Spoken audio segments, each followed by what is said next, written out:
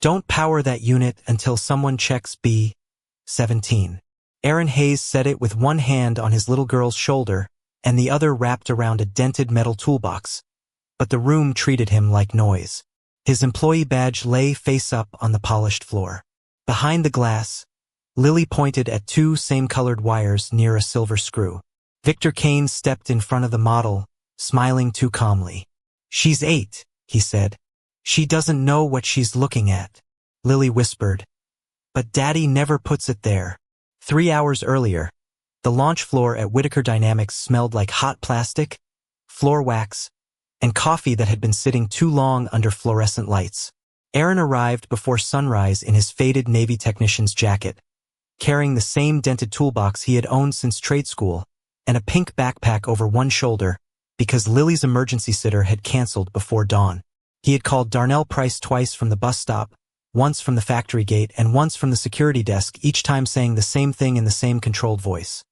His daughter would sit in the employee waiting room until her aunt could pick her up, and he would not take her near live equipment. Darnell did not yell. That was never his style. He smiled the way managers smiled when they wanted cruelty to look like policy. "Aaron, this is a technology launch, not a daycare," he said, signing the visitor clipboard with a pen he clicked too many times. Lily pressed herself closer to her father's side, her small fingers hooked around the sleeve of his work jacket. Aaron looked down at her and softened his voice. "You stay where I can see you, okay? No touching anything." She nodded, serious as a judge, and hugged his old engineering notebook to her chest because it had blank pages in the back where she liked to draw. On the cover, the corners were bent soft from years of lunch breaks, night shifts, and kitchen table repairs. Inside, between torque notes and wiring diagrams, Lily had once written in purple marker, "Daddy fixes things." Across the launch room, the demonstration model sat behind a clear acrylic shield under white stage lights. Whittaker Dynamics had built an entire morning around it. Investors in dark suits, a camera crew for internal media, a row of engineers with fresh badges, and a massive screen glowing with the words, "A safer tomorrow starts today." Maya Whittaker stood near the front, straight-backed, composed, with a silver pen clipped to her folder. She was not cruel when she looked at Aaron. Worse, she looked past him, as if the decision had already been made by documents cleaner than a man's life. Victor Kane leaned toward her with a tablet in hand, speaking low enough that only pieces reached Aaron. "Unauthorized adjustment. Unstable thermal readings. Pattern of distraction," Darnell added. And he brought the child onto the floor after multiple warnings. Aaron's jaw moved once, but he did not raise his voice. He knew what Lily heard when adults spoke around her. He knew how quickly a child could turn a grown man's shame into her own fault. So he knelt, zipped her jacket higher, and said, "None of this is because of you." Lily nodded, but her eyes had already gone beyond him, through the acrylic shield, to the model on the stage. Something in its silent shape bothered her. Aaron saw the tiny crease between her eyebrows, the one she got when a puzzle piece did not fit. Then the thermal indicator on the model blinked twice, paused too long, and blinked once more. Aaron turned his head. It was a small wrongness, the kind a tired room could ignore. But Aaron had spent half his life listening to machines before they failed. "Ma'am," he said to Maya, stepping only as far as the yellow safety line. "Fire me after the launch if you have to. Just don't power that unit until someone checks B-17. Victor's smile stayed in place, but his eyes flicked to the notebook in Lily's hands. "My prototype is clean," he said. At the words B-17, there was half a second when he forgot to breathe. Then Darnell reached for Aaron's badge, twisted the clip loose, and let the plastic card drop against the floor with a flat, public sound. The toolbox slipped from Aaron's hand as he caught Lily before she flinched. The notebook slid open beside the badge, its pages fanning across the polished tile until one old diagram stopped under the stage light.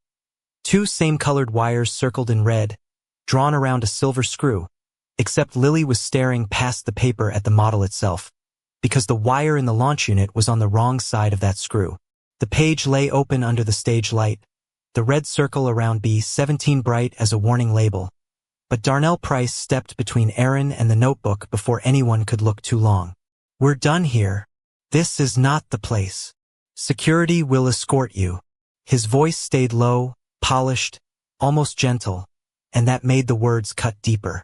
The launch room did not erupt. It folded into a quieter kind of judgment. Shoes shifted on the glossy floor. A camera operator lowered his lens, and somewhere near the investor row, someone whispered, "That's the technician with the kid." Aaron heard it. Lily heard it too. Her hand slid into his, small and cold inside his rough palm. Aaron bent, picked up the notebook, and closed it carefully, not because he wanted to hide the drawing, but because Lily had drawn her faith in him on that page, and he did not want strangers stepping on it. "I asked for a check," he said. "Not a scene." Victor Kane gave a soft laugh through his nose. "Aaron, you created the scene when you brought a child into a restricted launch area." Darnell nodded as if regret pained him. "We have procedures for a reason." Maya Whitaker stood still at the front of the room, her silver pen pressed against the folder in her hand. She did not look angry. She looked controlled, and in that control Aaron saw the worst kind of door closing. Not slammed, just locked from the other side. Darnell guided them into the glass hallway outside Human Resources, where the lights were harsher and the carpet smelled faintly of printer toner and disinfectant. On the other side of the glass, the launch room glowed like a future Aaron had just been removed from. Lily stood with her pink backpack crooked on one shoulder, the sleeves of Aaron's navy work jacket hanging past her wrists because he had draped it around her the moment he felt her shiver. Darnell placed a thin packet on the counter. The paper made a dry slap against the laminate. "Termination summary," he said. "Cause documented. Safety breach. Disruption of launch protocol. Abandonment of post at 2:17 a.m. Pattern of personal obligations interfering with critical work." "I didn't abandon my post. The record says otherwise." "Then the record is wrong." The hallway went quiet after that. A printer hummed behind the HR door, feeding out pages for someone else's ordinary day. Aaron looked down at the line that said 2:17 a.m., and something tightened behind his ribs. That was not when he left the floor. That was when he had filed the thermal warning. He could still see the service terminal's blue light on his hands, still hear the low buzz of the model cycling in the empty lab, still remember typing B17 twice because the first reading had bothered him enough to run it again.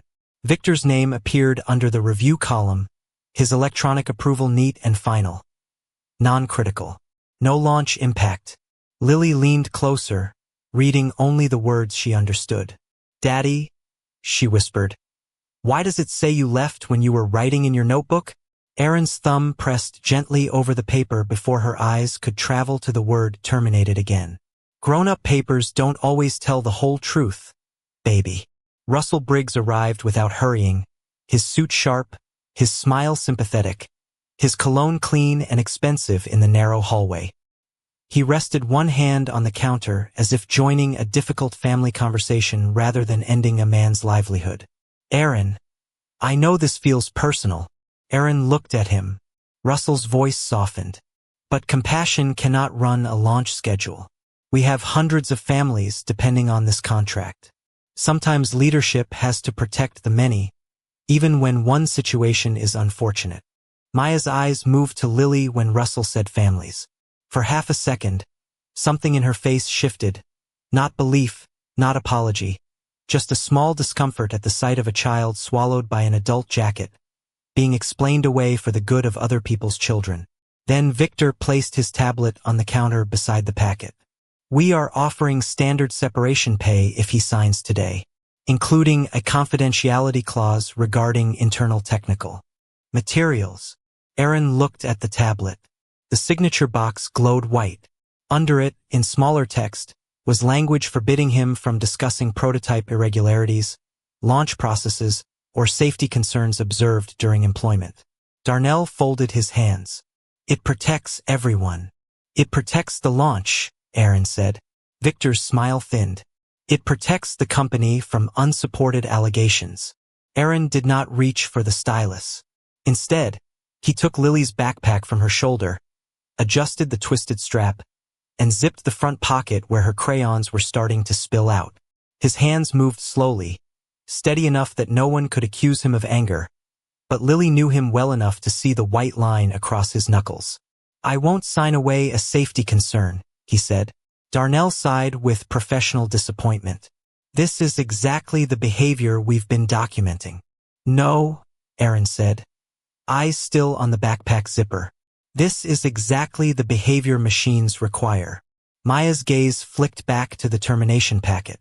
Darnell had said multiple warnings, but the printed history showed one formal note, created at 6:42 that morning, after Victor's launch report and after Aaron's 2:17 entry should have existed. She did not speak.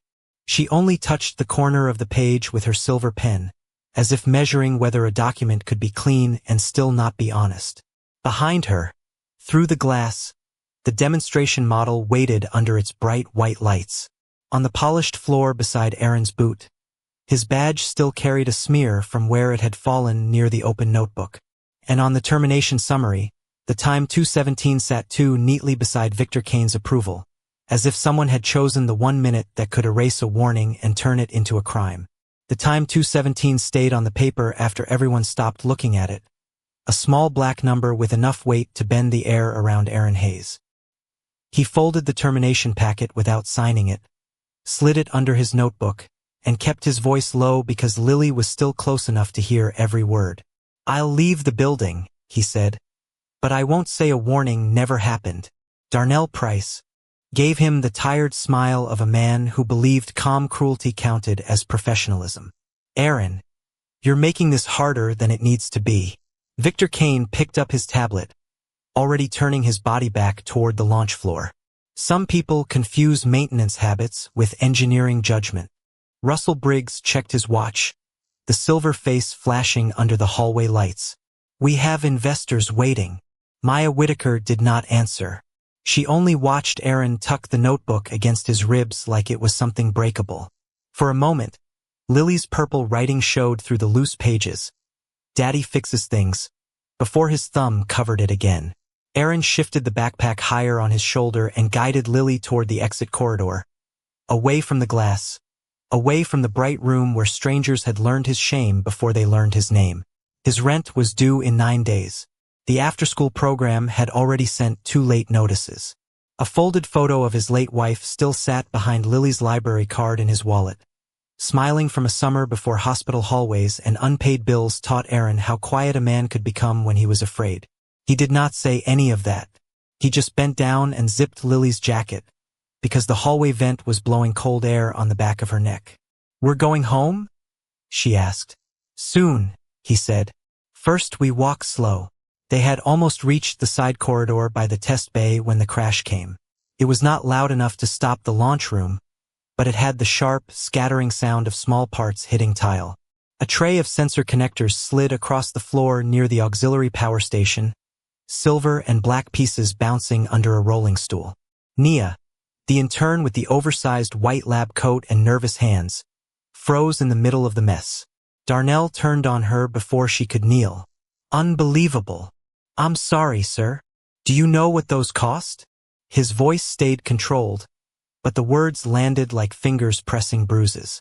Nia's eyes darted toward the launch room, toward the people who might see, toward Victor, who had already stopped and was looking at her like she had confirmed every low expectation he had.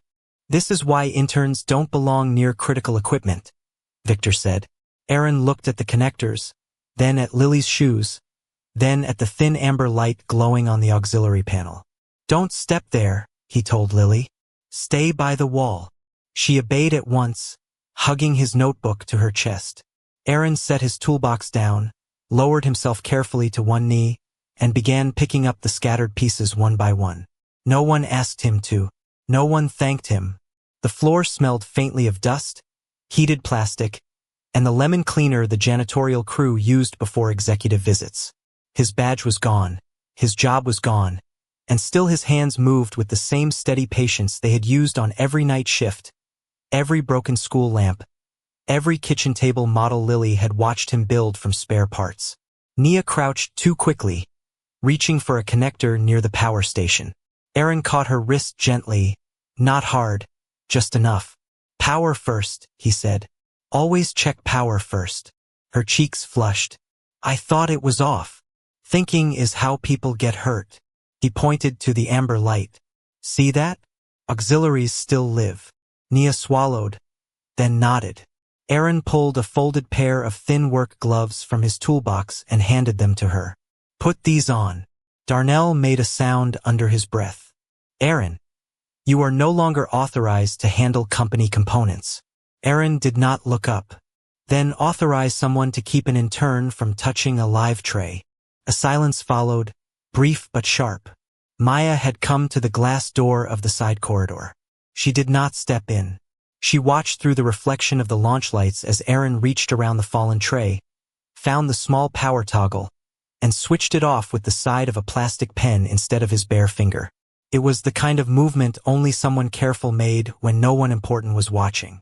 Aaron gathered the connectors into neat groups on a clean shop towel from his toolbox.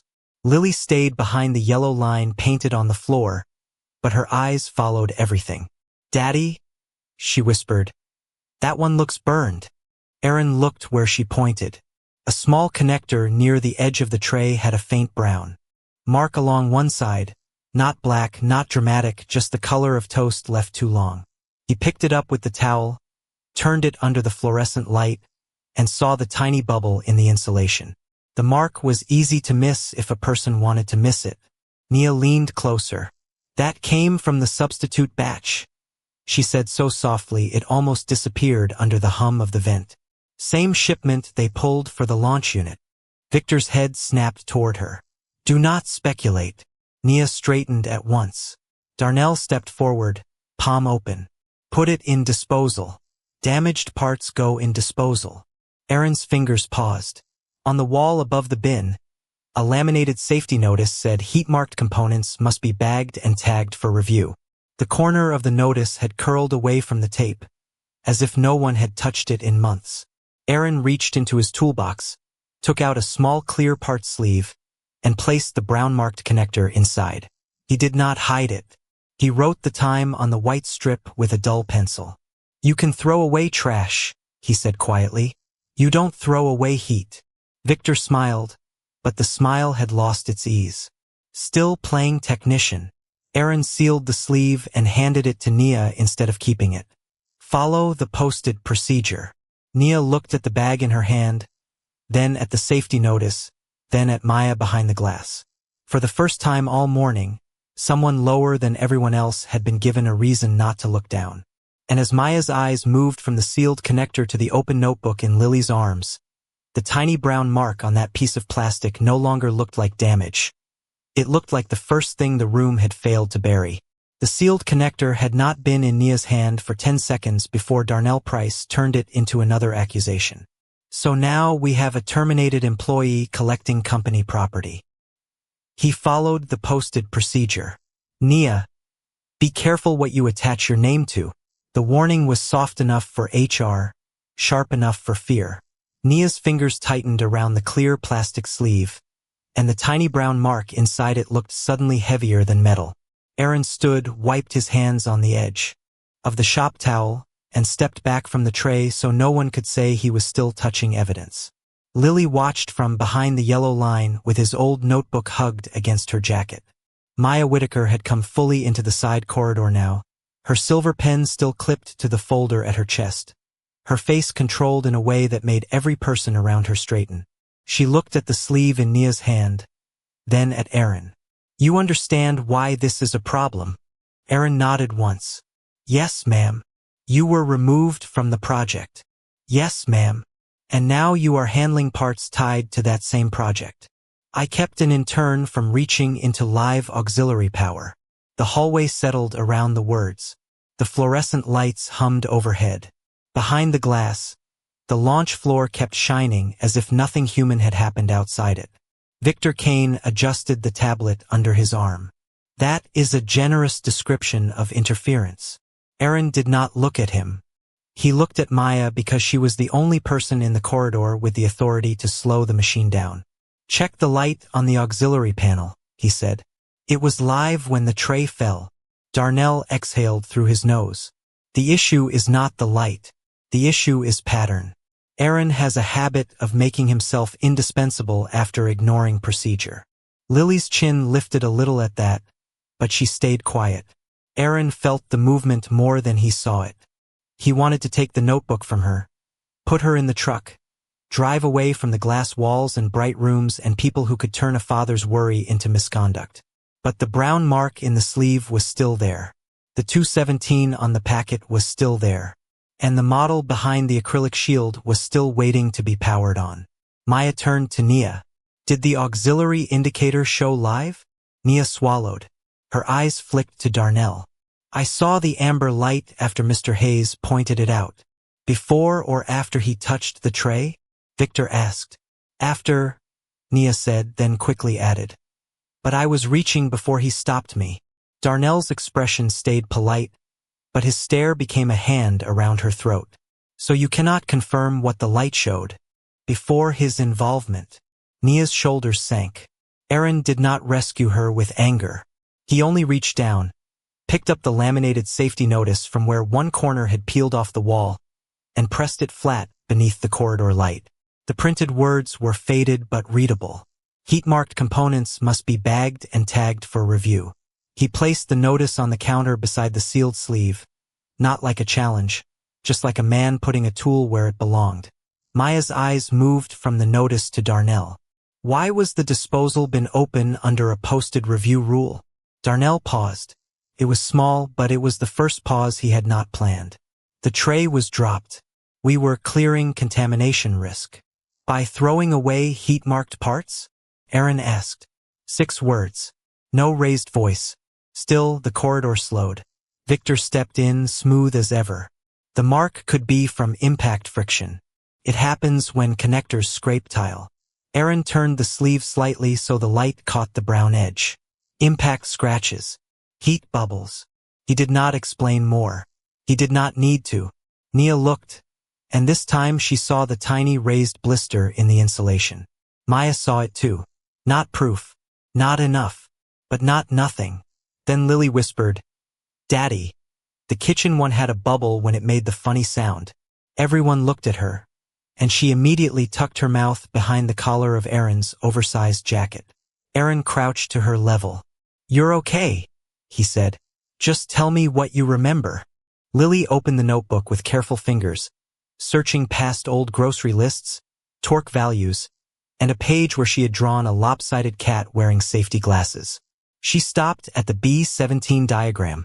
The page had a pale coffee stain in one corner from a night months ago when Aaron had fallen asleep at the kitchen table after helping her with fractions. 2 same-colored wires curved around a small circle Aaron had labeled silver guide screw. Lily touched the drawing with one finger. At home, this one went around the screw first, she said. The big one in there doesn't. Victor gave a quiet, patient laugh meant for adults. Children remember colors, not configurations. Lily frowned, not offended, just confused. I don't know config. That word. I just know Daddy never puts it on that side. Aaron took a pencil from behind his ear and wrote her exact sentence at the bottom of the page with the time. He did not add theory. He did not write Victor's name. He did not turn his daughter into a witness for his pride. He only recorded what she had seen. Maya noticed that. She noticed the discipline of it, the restraint. A man trying to manipulate a room usually filled silence with certainty. Aaron kept leaving space for the facts.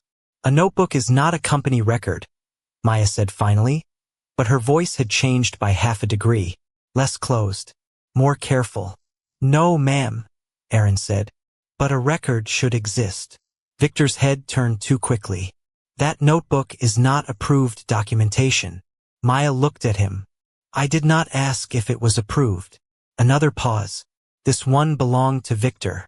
It vanished almost immediately beneath his professional smile. Of course.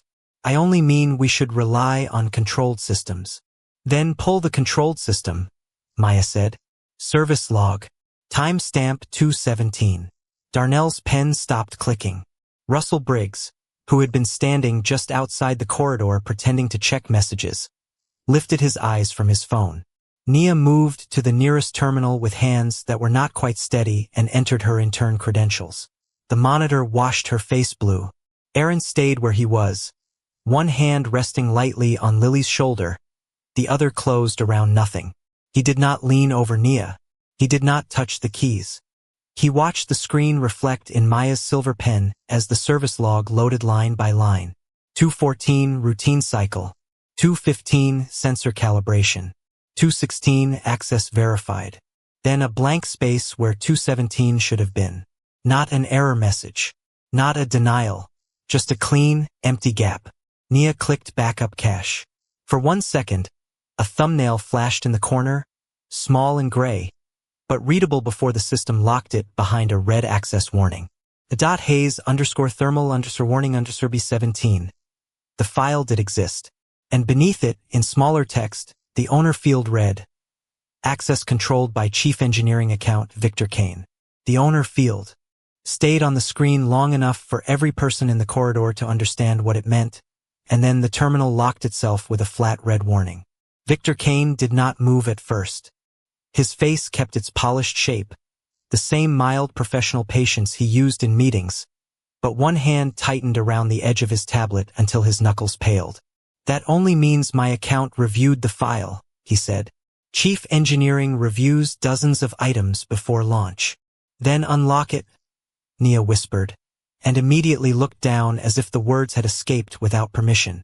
Darnell Price turned toward her. Interns do not give instructions to department heads. Aaron stepped half a pace to the side, not in front of Nia like he was starting a fight, but close enough that Darnell's stare had to pass through him first. She asked the next logical question, he said. Victor smiled. This is getting theatrical. No, Maya said quietly. The word landed clean. Even Russell Briggs stopped pretending to read his phone. Maya placed her silver pen on top of the termination packet, parallel to the printed line that said abandonment of post at 2:17 a.m. This is getting measurable. The corridor changed after that. Not solved, not safe, but changed. A chair inside the HR office stopped scraping. Someone behind the glass launch doors lowered their voice. The hum of the air conditioning grew loud in the space where everyone had expected Maya to dismiss Aaron and move on. Victor lifted both hands in a careful, open gesture. Maya, with respect, we are minutes from a major launch. I am happy to authorize a proper internal review after the presentation. But running tests in a hallway because a child thinks she remembers a wire from a kitchen project is not how engineering decisions are made. Lily shrank behind Aaron's jacket at the word child. Aaron felt it, and before he answered anyone else, he crouched and spoke to her first. You didn't do anything wrong. Her eyes flicked to the terminal. Was I supposed to not say it? No, he said. You told what you saw. That's all truth asks from you. Maya watched him again, and this time she saw the order of his care. His job was gone. His name was under accusation. The file that might save him had just appeared under another man's account, and still he stopped to make sure his daughter did not feel guilty for telling the truth. Maya picked up her pen, then did not write. What test can be run without powering the launch unit? Aaron stood slowly.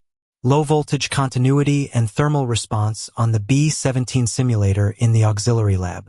No full activation. No public exposure. No touching the launch model. Victor's answer came too quickly. Unnecessary. Maya looked at him. That wasn't my question. Aaron kept his voice even. 30 seconds for the first read. 2 minutes if you want it repeated with lab equipment. Darnell folded his arms. He's no longer authorized. Then authorize Nia to record, Aaron said. Authorize quality to witness. I won't touch anything without permission. That sentence did something Darnell did not like. It took away the shape of the accusation before he could throw it. Maya turned toward the small auxiliary lab off the corridor. Nia, record from your company phone. Darnell, get quality. Victor, you will observe. Aaron, you will explain each step before you take it. Russell gave a tight laugh that pretended to be concern. Maya, investors are already seated. Then they can wait for numbers, she said. The auxiliary lab was smaller than the launch room and far less beautiful. Its counters were scratched, its stools mismatched, and the air smelled of solder, dust, and the faint metallic heat of machines that had worked longer than the people praised for them. Aaron set his toolbox on the counter with both hands. He opened it, not dramatically, just carefully, the hinges giving their familiar dry squeak. Inside were wire strippers, a pencil worn flat on one side, a roll of cloth tape, a cheap multimeter with a cracked corner, and a pair of child-sized noise reduction headphones he kept for Lily when she waited near the garage at home. He placed the headphones over Lily's ears and guided her to stand behind the yellow line painted near the door. "Stay where you can see me," he said, "but don't come past this line." Lily nodded, both hands around the notebook. Nia started recording. Her phone shook at first, then steadied when Aaron glanced at her and said, "Slow is fine." Victor leaned against the far counter, arms crossed. "For the record, that meter is not calibrated for launch validation." Aaron set the old multimeter beside the sealed connector with the brown heat mark. "For the record, this is a preliminary check, not validation." Maya's eyes moved to the lab's certified diagnostic unit mounted under the shelf. Aaron saw the look. "We'll repeat with that if the first read shows anything worth repeating." He clipped the leads onto the B-17 simulator, a small duplicate of the launch assembly used for training and troubleshooting. The two same-colored wires ran through the guide channel near a silver screw. Aaron did not mention Lily. He did not mention the notebook. He only said, "Low-voltage pulse. Watch the return rhythm." Nia's phone captured the meter face. Aaron pressed the switch. The needle climbed, dipped, jumped once, then fluttered out of rhythm. Not a dramatic failure. Not smoke. Not sparks. Just a wrong little stutter, like a heartbeat skipping in a quiet room. For the first time that morning, Victor stopped smiling completely. Darnell cleared his throat. "Old equipment." Aaron nodded. "Could be." He unclipped the leads and stepped away from the counter. "Use the lab unit." He did not reach for the certified diagnostic machine. He waited until Maya gestured to the quality technician who had arrived in a gray vest, sleepy-eyed and confused at being pulled from pre-launch checks. The technician connected the lab leads, ran the same low-voltage pulse, and the digital graph rose across the screen in a clean blue line until the same stutter appeared, smaller but unmistakable, in the return rhythm. The room did not go silent all at once. Quieted in layers. Nia stopped breathing through her mouth. Darnell's pen stopped clicking. Russell's watch hand froze over his cuff. Maya set the termination packet down flat on the counter, no longer holding it like a finished decision. "Run it again," she said. They ran it again. The stutter returned. Aaron placed the sealed brown-marked connector near the display but did not touch the screen. "That mark is consistent with heat stress under reversed load. It doesn't prove the launch unit is wired wrong. It proves the concern is real enough to check." Victor stepped forward smoothly, reclaiming his voice. Aaron's old configuration always had this sensitivity. That is why engineering moved away from it. The quality technician looked up. Nia lowered the phone slightly. The union representative, called in by quality and standing just inside the door, tilted his head. "Old configuration?" he asked. "I thought this was your prototype." Victor's jaw tightened so briefly that only the people already watching him saw it. "I meant the configuration he worked on before Chief Engineering finalized it." Maya looked from Victor to the simulator, then to Aaron. "Did you build the earlier B-17 layout?" Aaron's hands rested at his sides. "I built the test harness. Engineering owns the product." "That's not what I asked." He hesitated, not from guilt, but from the old habit of a man who had learned not to take credit in rooms where credit made enemies. "Yes, ma'am. The first harness." Lily hugged the notebook tighter, and for the first time since the badge hit the floor, her shoulders lowered a little. Maya turned to Nia. "Try the file again." Nia moved back to the terminal at the lab counter, plugged in her phone to save the recording to the company drive, and opened the backup cache. The gray thumbnail appeared again.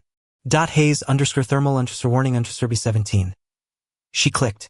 The red access warning returned, but this time more details loaded beneath it. Created 2:17 a.m., sent from test station T04.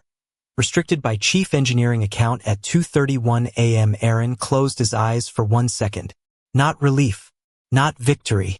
Just the painful confirmation that he had not imagined the shape of the truth.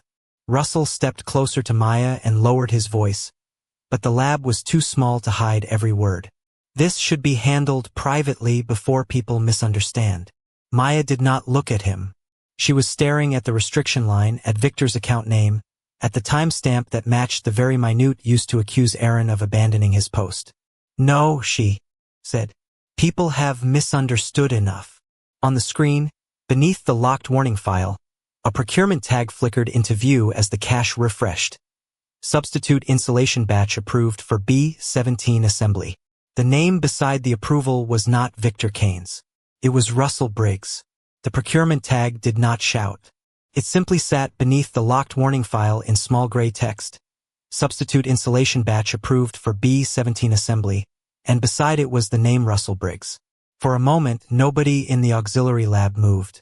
The diagnostic machine kept humming, the blue graph still frozen on its wrong little stutter, and the sealed connector with the brown heat mark lay on the counter between Aaron's old notebook and the company's certified equipment like a tiny piece of plastic that had outlived every polished explanation in the room. Russell's face did not change all at once. He only slid his phone face down into his palm and smoothed his thumb along the edge of the case. Procurement tags appear in cache all the time, he said. That does not mean the part was installed in the launch unit. Maya Whitaker looked at him then, not as a colleague asking for reassurance, but as a CEO measuring the distance between a sentence and the truth. You approved the substitute batch? I approved a cost-stabilized supply option during a vendor delay. For B-17? For inventory. Aaron stood beside Lily's yellow line, one hand resting lightly on the back of her chair now that Nia had pulled it over for her. He could have said something sharp.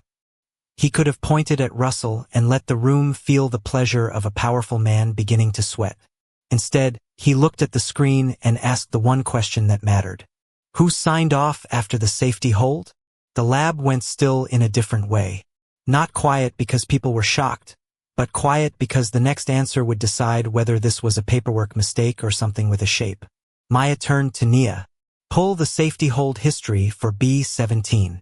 Nia's fingers hovered above the keyboard. She glanced at Darnell, who had drifted closer to the door as if distance could make him less responsible for the morning. Aaron noticed and said softly, "Take your time." It was not permission. He had no authority left. But Nia breathed out and typed. The monitor loaded a list of entries, each line stamped with times, initials, and justifications. The first hold was from the night shift team, 2 weeks earlier. Insulation variance under heat cycling. The second was from 3 technicians whose names Aaron recognized immediately, men and women who had stopped getting overtime right after they complained. The third was Aaron's own entry at 2:17 a.m., now visible only as a ghost reference attached to the locked file. And then came the release. Approved for launch continuity review, R. Briggs, 6:04 a.m. Maya's silver pen rolled off the termination packet and tapped once against the metal counter. The sound was small, but everyone heard it. Russell lifted a hand. Launch continuity review is not a safety clearance. It's a business category. The union representative, a broad-shouldered man named Luis Ortega, stepped closer to the screen. Then why were 3 people moved off the line after signing the first variance report? Darnell answered too quickly. Staffing optimization. Luis opened a folder he had been carrying since quality called him in. Its manila edges were soft from use, not staged for drama, just handled by someone who had been waiting for a room where the truth would not be laughed out. Mara Scott, Andre Lewis, Tom Bell, all 3 signed the insulation variance. All 3 lost overtime the same week. Darnell adjusted his cuff. Scheduling needs change. Aaron looked at the names. He remembered Mara eating lunch in her car because she was saving money for her mother's medication. He remembered Andre taking Saturday shifts for his twins' braces. He remembered Tom leaving early one night, not because he was lazy, but because his wife's dialysis appointment had moved. They had not been names on a list when the overtime disappeared. They had been people made quieter one schedule at a time. Lily leaned toward him and whispered through one side of her headphones, "Daddy, are those your friends?" Aaron squeezed the back of her chair once. "They're people who tried to be careful." Maya heard him. Her eyes moved to the folder, then to the screen, then to the reflection of her own face in the glass door. In that reflection, for just a second, she did not look like the woman on the launch banners. She looked like a daughter remembering a hospital hallway, a closed conference room, and a father whose death had been explained with phrases that sounded responsible until years later they sounded like excuses. She had built Whittaker Dynamics on the promise that no safety warning would ever be buried again. And yet here was a buried warning, wearing the name of a man she had just fired. Victor Kane stepped away from the counter. "We are combining unrelated issues. A supplier change, a scheduling decision, an intern dropping a tray, a terminated technician's notebook. This is exactly how misinformation spreads inside companies." His voice was clean, almost kind. He looked at Maya, not the others. "Let me take this offline with you. We can protect the investigation from emotional contamination." Aaron lowered his gaze to Lily's notebook, still open to the B-17 sketch. Emotional contamination. That was what men called pain when they wanted facts to travel alone. Maya did not move. "Nia," she said. "Camera cache for the model room. Last night before seal." Victor blinked once. Darnell looked at the ceiling corner where a black security dome stared back at the lab. Russell's phone buzzed against his palm, and this time he did not turn it over. Nia opened the security panel. The feed loaded in blocks, gray thumbnails for hallways, loading bay, model room entrance, storage cage. At 1:58 a.m., Aaron appeared on camera at test station T04, alone, typing at the terminal. At 2:03, he walked to the B-17 simulator and took a reading.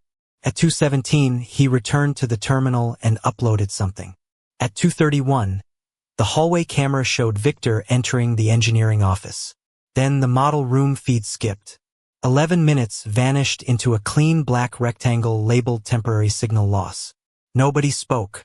The printer in the next room stopped mid-cycle, leaving the silence so full that Lily's small breath sounded louder than the air conditioning. "That camera drops. Sometimes," Darnell said. "When?" Maya asked. "Under load. Network load." Luis pointed to the other feeds still moving at the same timestamp. "Only that room dropped." Victor's professional smile returned, thinner now. "The model room camera has had intermittent issues for months." Aaron looked up. "Then there should be tickets." Nia typed before anyone told her to. The maintenance ticket history opened. No camera fault tickets for the model room in 90 days. Victor looked at the screen, then at the door. His eyes touched the black security dome again, brief as a flinch.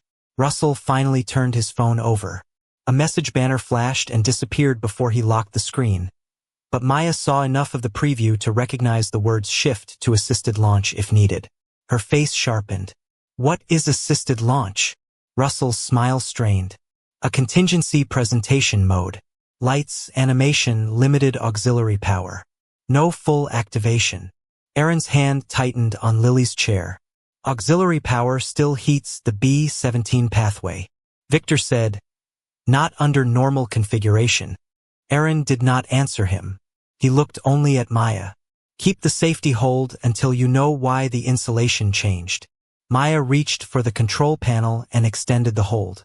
The screen accepted it with a soft chime. For one breath, the room almost believed the danger had paused.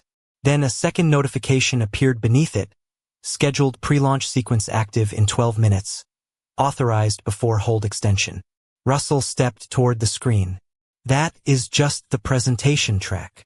Aaron's eyes went to the sealed connector, then to Lily's drawing, then to the locked warning file, each piece no longer separate, each one pointing toward the room full of guests beyond the glass. "No," he said quietly. "That is power moving before truth does."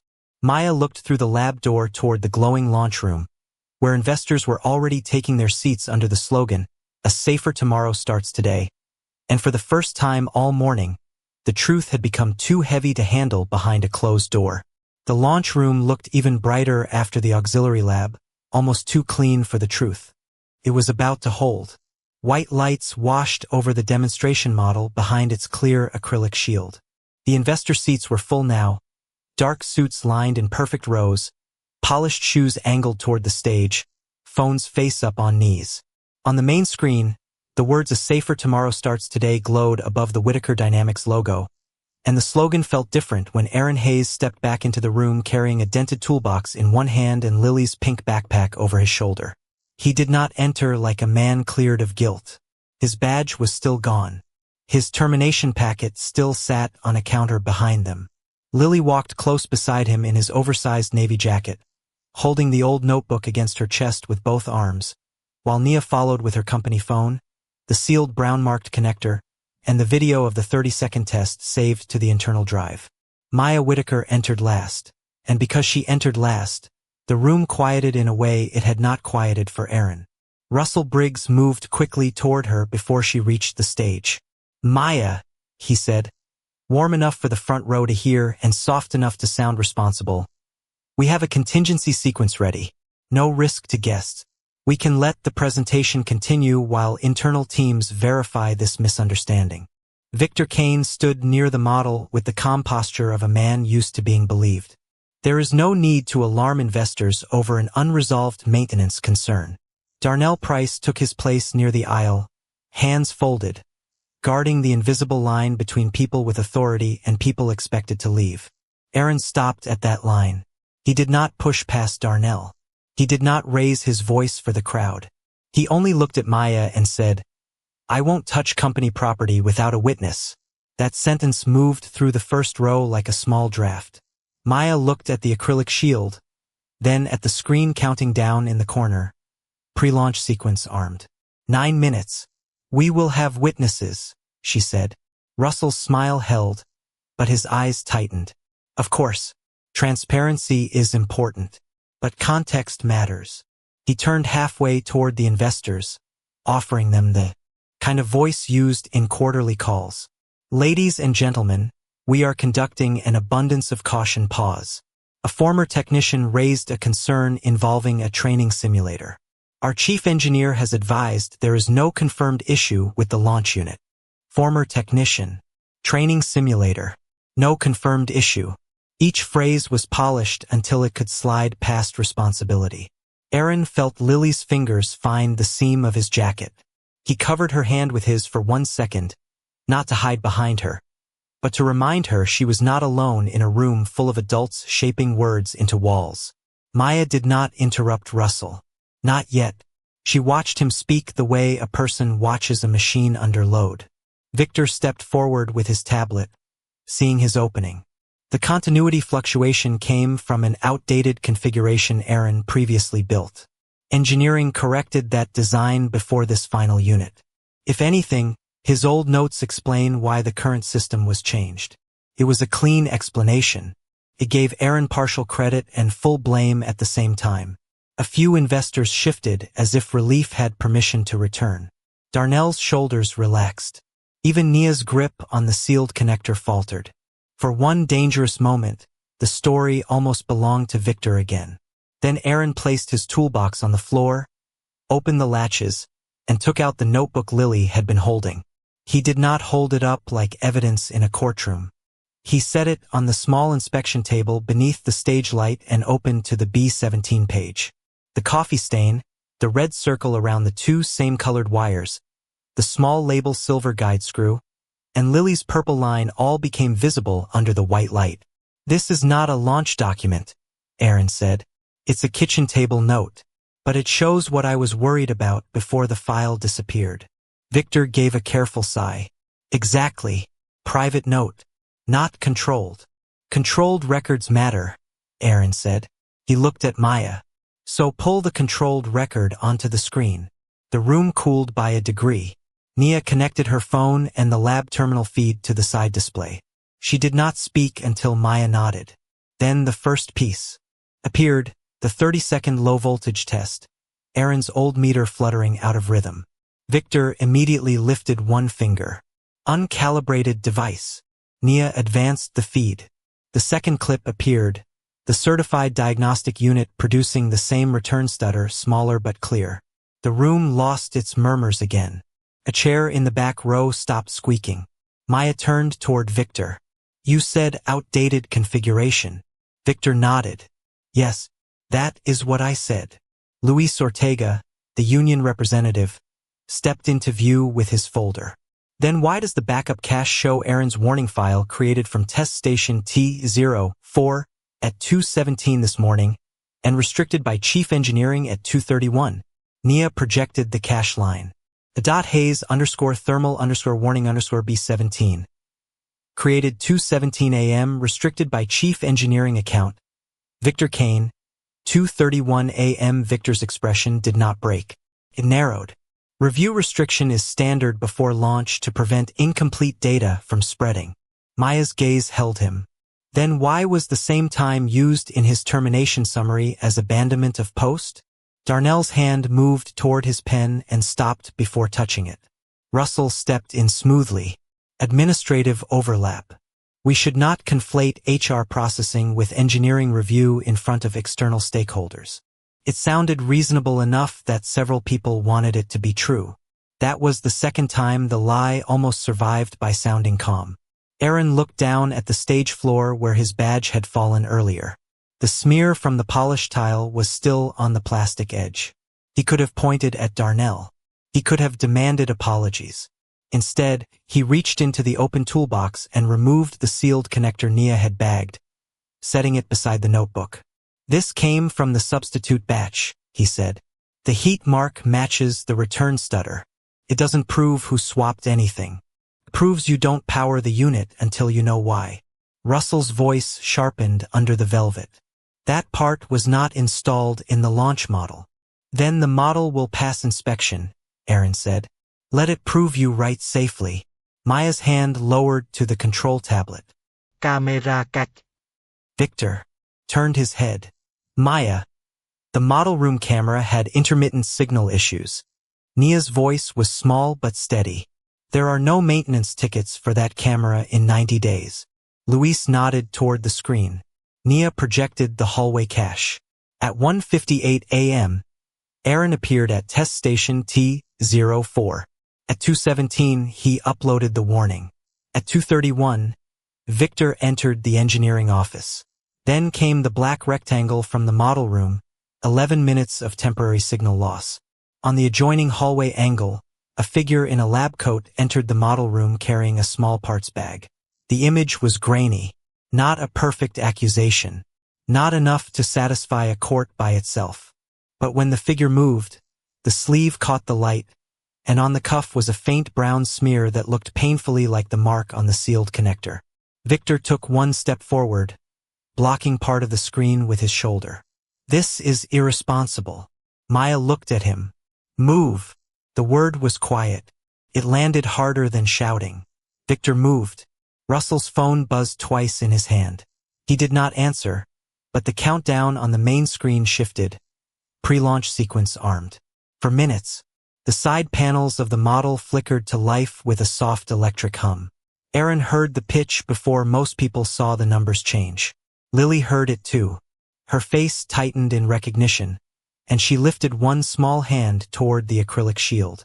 Daddy, she whispered, just loud enough for the nearest microphone to catch. It's doing the kitchen sound. Aaron's eyes went to the two same-colored wires behind the glass. Then to Maya. He did not step forward. He did not touch the model. He simply said, "That machine is still powering up." Maya turned to the control console as the final locked file waited on the side display, one authorization prompt blinking under her name, and the room held its breath while her finger hovered over the command that would open Aaron's warning in front of everyone. Maya's finger touched the authorization prompt, and the locked file opened across the side screen with a soft chime, so small it felt almost disrespectful to what it revealed. Hayes _thermal _warning B17 filled the display. No longer a gray thumbnail. No longer a rumor trapped behind someone else's account. The first line was plain. Dated 2:17 a.m., sent from test station T04 under Aaron Hayes's employee ID. Thermal return unstable under reversed load. Substitute insulation not approved for launch sequence. Do not power B-17 until wiring path is verified. For a second, the room did not react. People stared because the words were too simple to argue with. They were not emotional. They were not dramatic. They were exactly what Aaron had been saying since his badge hit the floor. Victor Kane's hand lowered from his tablet. Russell Briggs stopped breathing through his mouth. Darnell Price looked at the termination packet in Maya's folder, as if paper could suddenly accuse the hand that printed it. Then the model behind the acrylic shield gave a thin electric whine. The countdown on the main screen dropped under 3 minutes. Maya turned from the file to the unit. Cut the sequence. A stage technician tried the control panel. Main power is locked down, but auxiliary is still active. Russell stepped forward too fast. It's only presentation lighting. No full activation. Aaron looked at the display, then at the 2 same-colored wires behind the glass, then at Lily standing small inside his oversized jacket. Auxiliary still feeds the B-17 path. Victor's voice came out dry. Not if the final configuration is correct. Lily lifted one hand, not high, not brave in a movie way, just the way a child points when the grown-ups keep missing the thing right in front of them. Your engineers missed this, she said, her voice thin through the huge room. Every eye followed her finger. Behind the acrylic shield, the 2 same-colored wires curved near the silver guide screw. One passed on the wrong side, tight against the channel where Aaron's notebook showed open space. The camera crew's red recording light blinked silently. The investors stopped shifting. Even the slogan above them, "A safer tomorrow starts today," seemed to hang there waiting to be judged. Maya turned to the safety team. Give him access. Witnessed. Low contact. 60 seconds. Victor moved. Maya, you cannot let a terminated technician alter the launch unit in front of investors. Maya did not raise her voice. I am letting the man who filed the warning prevent the thing he warned us about. Aaron did not smile. He handed Lily's backpack to Nia, then crouched in front of his daughter and adjusted the noise reduction headphones over her ears. Stay behind the yellow line, he said. Lily nodded, her fingers gripping the old notebook until the page edges bent. Aaron stood, held his hands up for the safety team to see they were empty, and waited until the technician broke the seal on the access panel. The moment the acrylic cover lifted, the room heard the machine more clearly. A strained, uneven rattle beneath the fan, the same wrong rhythm that had made Lily call it the kitchen sound. Aaron did not rush like a man trying to prove a point. He moved like a man who knew rushing was how people got hurt. He took the insulated tool the safety technician offered, touched the first wire, checked the label, checked the guide screw, checked the second wire, then glanced once at his notebook on the inspection table. Confirming visual mismatch with B-17 warning file, he said. Nia recorded. The quality technician repeated it for the camera. Visual mismatch confirmed. Aaron loosened the first lead. The fan pitch climbed. Someone in the front row gasped, then swallowed it. He switched the wire path around the silver guide screw, seated the connector until it clicked, and did the same with the second wire. No flerist. No speech. Just 2 careful movements, each one making the room more ashamed of how loudly it had doubted him. Run safe test, Aaron said, stepping back before anyone asked him to. The quality technician initiated the low-power verification. On the main display, the thermal line rose, steadied, and settled into green. The strained rattle softened into a clean hum. The red warning light blinked once, then disappeared. The room exhaled, but not with relief, with recognition. Maya did not let the moment escape into applause. Now simulate previous configuration. Victor's head snapped toward her. There is no need to dramatize this. There is every need to document it. The quality technician loaded the digital model of the wrong wiring path that had just been found in the launch unit.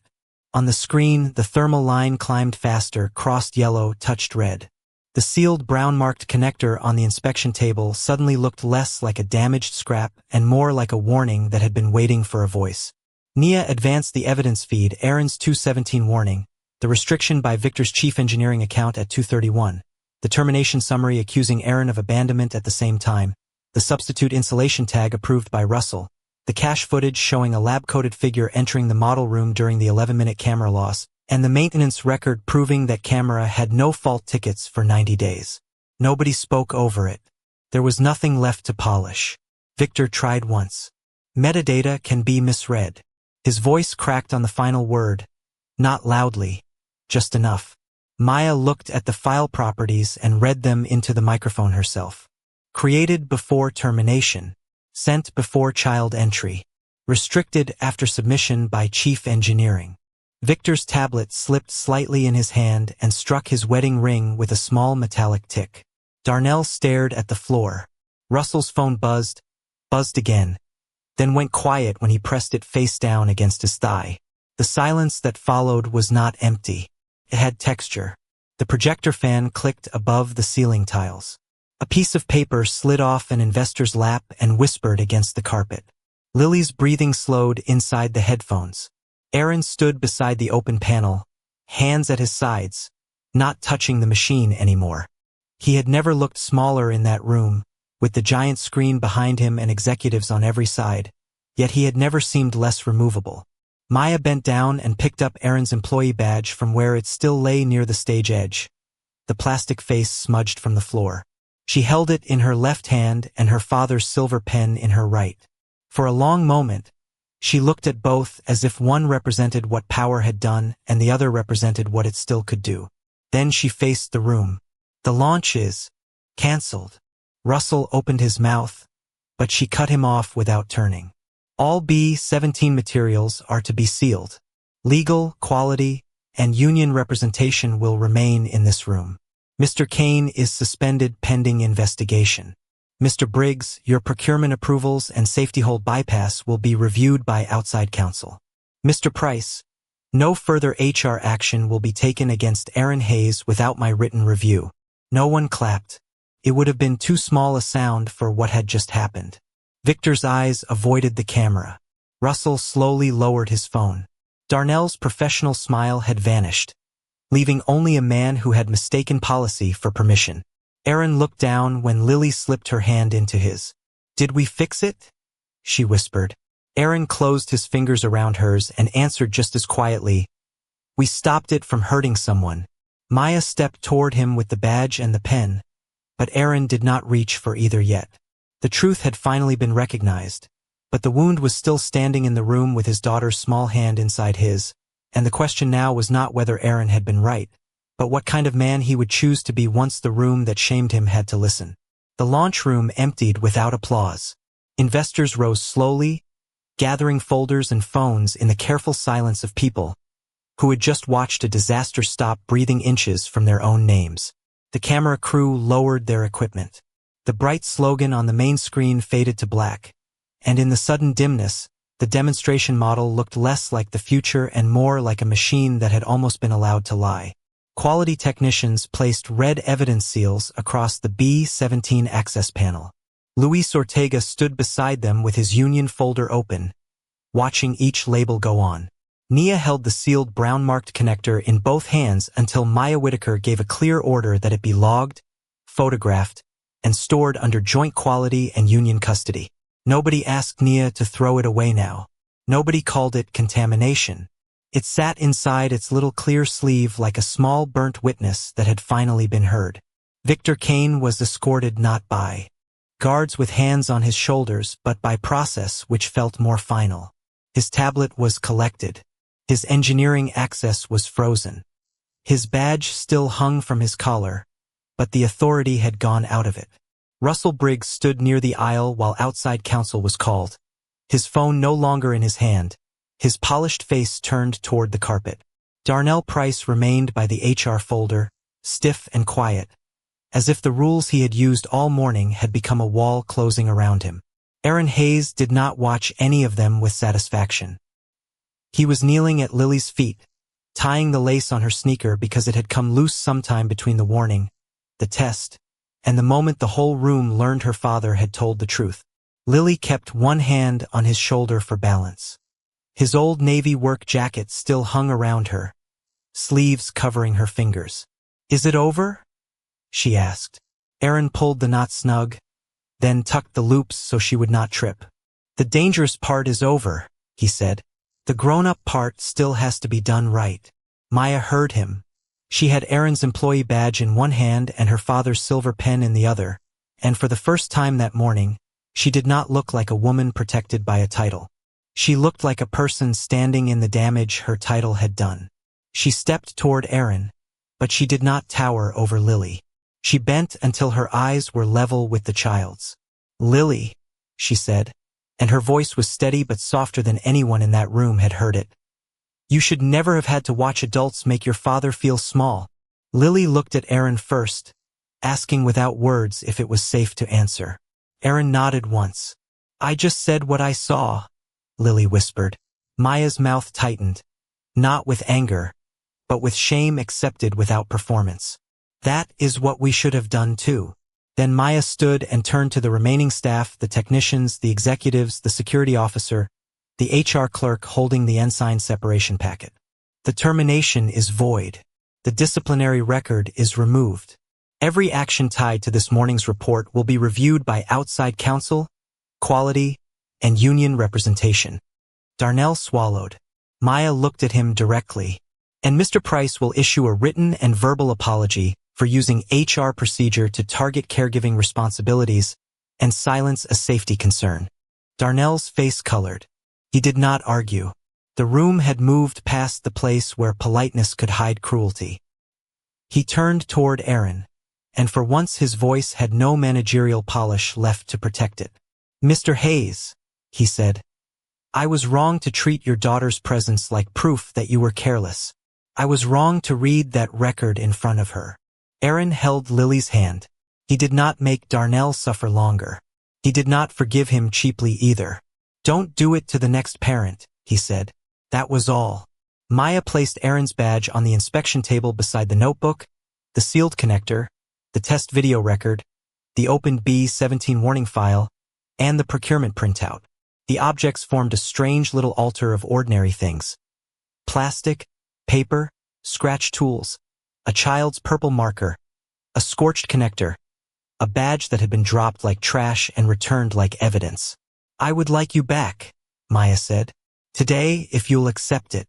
Aaron looked at the badge, then at the employees watching from the edge of the room, including Mara Scott, Andre Lewis, and Tom Bell, the three technicians whose overtime had disappeared after they signed the first insulation variants.